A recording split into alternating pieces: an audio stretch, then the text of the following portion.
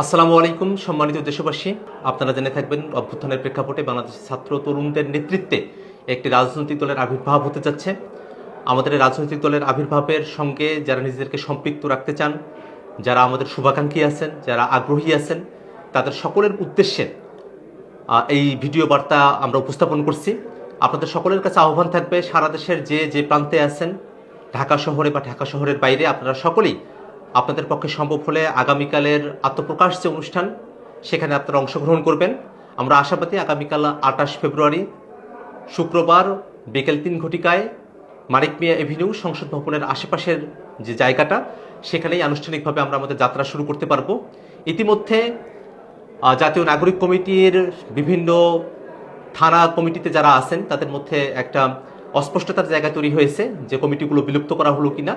এখনো পর্যন্ত কোনো কমিটি বিলুপ্ত ঘোষণা করা হয়নি, বরং রাজনৈতিক দলের আত্মপ্রকাশের মধ্য দিয়ে রাজনৈতিক দলে যখন জেলা, মহানগর এবং থানা এবং ওয়ার্ড কমিটিগুলো হবে, সেসব জায়গায় আপনারা কিভাবে মাইগ্রেট হবেন, কিভাবে আপনারা সেখানে স্থলাভিষিক্ত হবেন, সেটা নিয়ে আমরা কাজ করছি।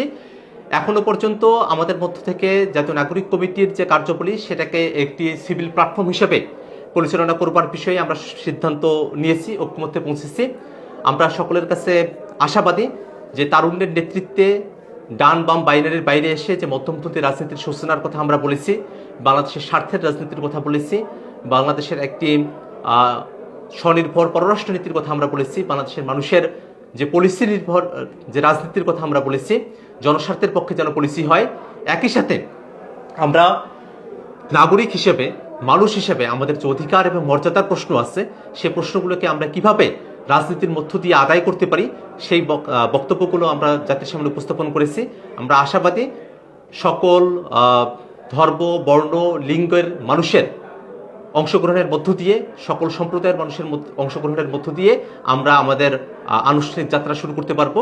সেই যাত্রায় আপনাদের সকলের অংশগ্রহণ প্রত্যাশা করে আমি আমার ভিডিও বার্তা এখানেই শেষ করছি। ধন্যবাদ সকলকে।